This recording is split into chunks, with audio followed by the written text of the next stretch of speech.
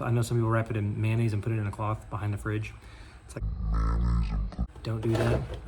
Howdy everybody. So today's video is how to make a knife blade black. Well, there's a lot of different ways to do this. So I'm going to show you a couple ways that I like to. One way I would say is not safe for food consumption. People do it all the time. I know plenty of people that do it. I wouldn't do it. The knife that I carry doesn't have this patina on it because I don't think that it's good for food. So first way, easiest way, is to just leave your knife black out of the oil. Now, a lot of people don't like to do this. See, this knife is nice and black. See, it's got a little bit of, from tempering on it, and you can clean it up and then do it again, however you want to do it. I don't like leaving it like this, mainly because it's kind of just a gross finish. I feel like it's unfinished. Some people do it. There's hot oiling that you would commonly see on like a forged blacksmith tool. This is a hot cut that I just made, and I hot oiled this. So you heat it up, and when it's hot, you put oil on it and you rub it down with a rag and clean it up, and it does give it a nice black clean finish. The dust comes off of it easy, and I really do like this finish. I've done it on one knife, and it was good. I don't think it was a bad finish. It was for a customer, and they liked the look, and so I was happy with it. Another way that I like to do kind of a cleaner black look on a knife is to wire brush finish it. So when the knife comes out of the quench, while it's still kind of hot, wire brush finish it. You can also put it on the wire wheel and just wire wheel finish it. It does give it a pretty finish, and I like it. Kind of keeps that forged look to it. One of the ways I was going to show you in this video, just a quick way that I do it, and this is for pretty much EDC work knife applications. Again, like I said, something you're not going to be consuming food with, because both of these chemicals, which are used for bluing gun parts, have those wonderful little skulls, and we all know what that means. It's dangerous. So we're not going to be doing that on EDC eating knives. But if you're making like a Scandi knife or like a survival knife that you needed to just work with, and you were not going to be consuming food with it, I think it'd be fine. So if you're making a tactical knife that's used for self-defense or work, I think it'd be fine. Hammers, it's good for hammers. I've got a hammer that I've just finished here. And now this is just before everybody goes, oh, he makes hammers. This was just a reforge of an engineer's hammer that somebody gave me.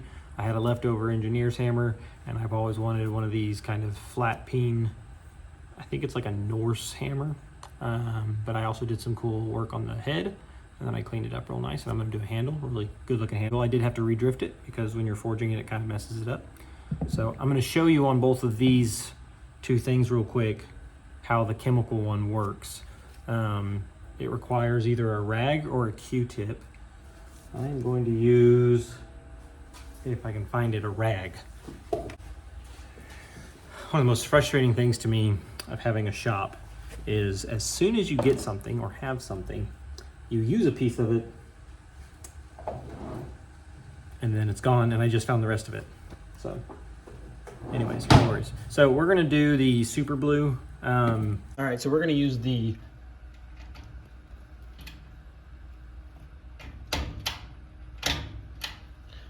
super blue. This one, not the perma blue, it's kind of empty, but I was just using that kind of show you guys two things. You can get a rag. On knife blades, I usually use a Q-tip. It does do a good finish on a knife.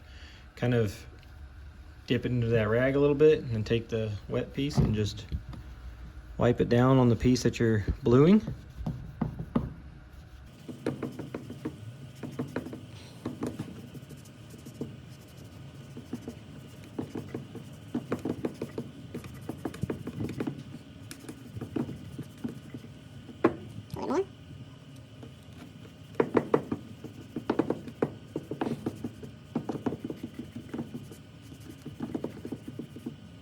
There you go.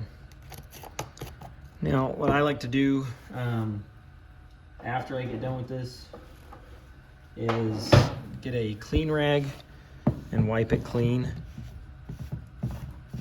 like that.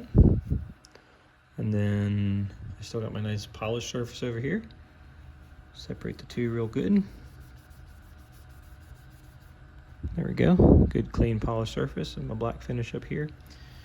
Typically what I'll do with this top surface is once I've done this, I'll spray a coat of like a polyurethane on it, which I'm gonna polyurethane this hammer, clear coat it basically, just so it keeps its nice kind of forged luster to it and that shiny luster on it. I'm not really worried about the faces because they're gonna get torn up when I'm using them, but that looks really good. And so that's just a good black finish on the top of that hammer. So we'll put that aside. Let's see, on a knife blade, we can use this one. On a knife blade, it looks pretty similar, honestly. And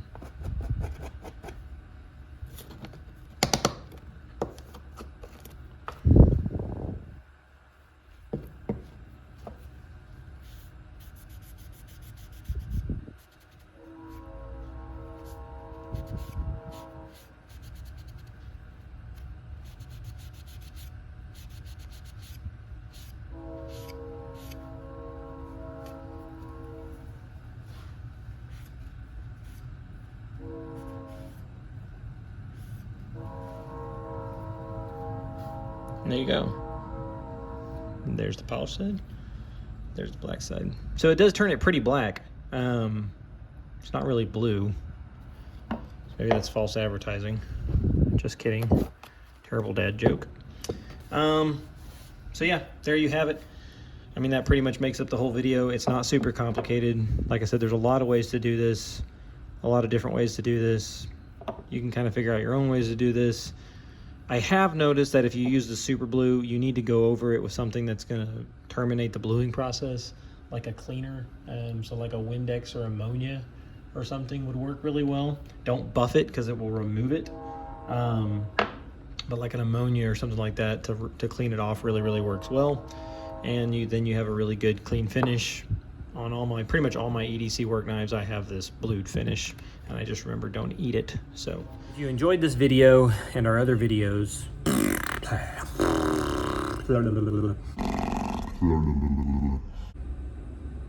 thanks for watching the video. I hope you got something out of it. I hope it helps you in your process of knife making. If you enjoyed this video, check out our other videos. Stay safe, stay sharp. See you later.